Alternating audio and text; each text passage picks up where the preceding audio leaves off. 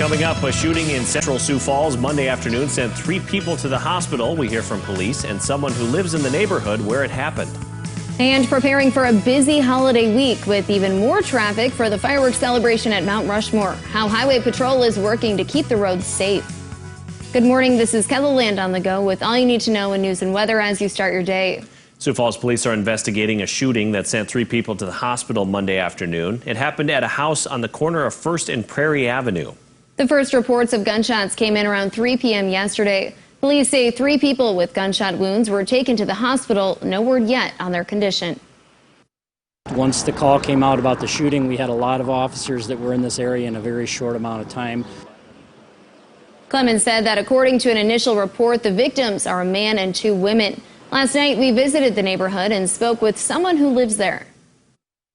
I was working and all of a sudden I heard some loud hammering type sound and thought somebody must be doing some hammering, and then I realized that no, this seems more serious than just hammering. So I looked out my front porch windows and saw about 6 cop cars, and suddenly it became more like 9, 10, 12 cops and then fire trucks and ambulances, and so obviously I became really concerned about that. Clemens also said that investigators think they have someone who was involved with the crime. We expect further details at this morning's police briefing. You can watch it live right here on KELOLAND.com starting at 10:30. Well, it's not every year 2 leaders in the community retire around the same time. Earlier this month, Fire Chief Rod Seals retired from his position. Just a week later, Chief of Police Carl Jegeris turned in his badge. Interim leaders have been appointed to both positions. Rapid City Human Resources are working hard to find permanent replacements. These are public-facing department heads, and so it's really important that the public knows that we're doing our due diligence, we're getting the right people to administer the process, we're gaining the right insight from our employees, and we're using the right community involvement to get this done correctly for the citizens of Rapid City. Human Resources with the City of Rapid City says the selection process will include a review of applicants and interviews by a panel of citizens and community leaders. Well, turning to weather now, after cooling for a bit, heat is moving back into Kelloland. But how hot could it get? Let's find out with meteorologist Brian Carstens. Yeah, a lot of heat here, I think, by the end of the week. Today's still plenty warm and humid out there. However, we'll have some thunderstorm chances we're going to talk about. Let's begin with what's been happening during the overnight. An area of low pressure pretty strong there in northwest South Dakota. And these storms have been really going up here in the northwest. It's been kind of the same areas over and over again around Bison, South Dakota. That's Perkins County.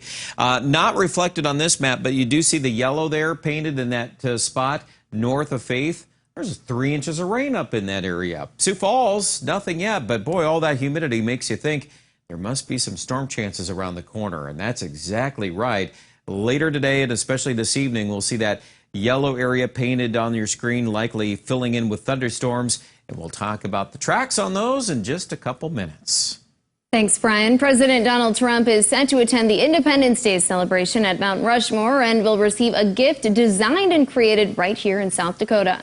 Trump will receive a putter featuring wood from the Black Hills and a buffalo grip. The putter that will be gifted to Trump is one of a kind, complete with the presidential seal, but a limited edition version will be made available to the public.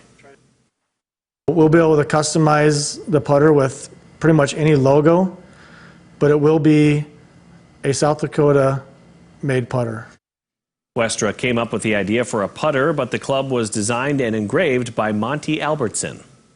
A Rapid City area woman is excited to attend the event at Mount Rushmore. Tina Mullally, who's also a state representative, and her husband will go as guests of someone who received tickets through the lottery.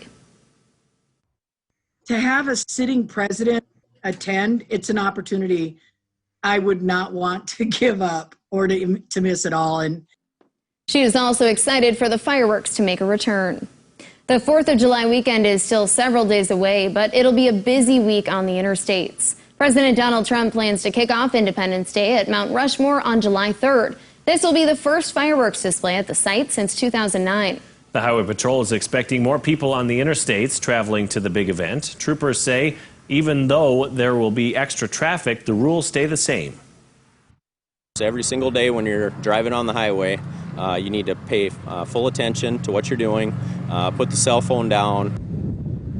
KELOLAND Media Group is sending several crews to the Black Hills this weekend. You can see all of our coverage on KELOLAND News and on KELOLAND.com. Brian? All right, as we turn to weather and your FUTURECAST update today, we've got morning rain in the west and the northwest, and then watch what happens here by late in the afternoon. If we get some sunshine to break through these clouds, Mitchell and Huron and Miller, that should be sufficient to destabilizing the atmosphere ahead of this passing cold front.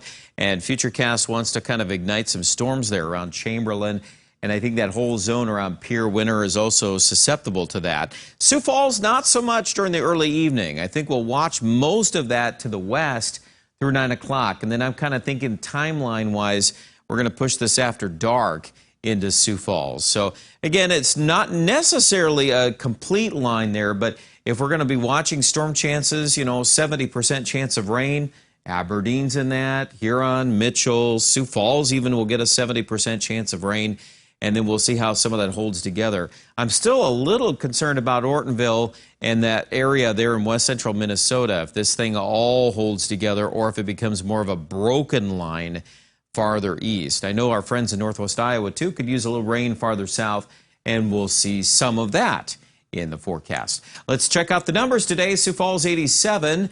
Plan on a dry day part forecast, breezy and humid though. 74 Rapid City. Tonight, thunderstorms likely. Sioux Falls low at 66. Tomorrow, we're back. We've got a chance of rain in the morning, but I think that'll be short term in the morning hours and a lot of 80s and less humid weather. That's important to make note of that into Thursday morning. Thursday still looks warm in the afternoon, and then going into the holiday weekend, 90-degree weather. I think the humidity will come back.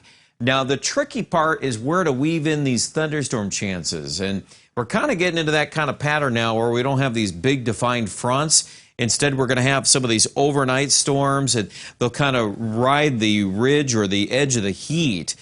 So the hotter it is in PIERRE, the lesser chance of rain. But I do think that could be something to watch here, especially going into the weekend. And Rapid City and the Black Hills, not immune from thunderstorms. So I know for the 4th, that'll be a big deal, and it'll be hot in the afternoon, 93 on Saturday. Guys?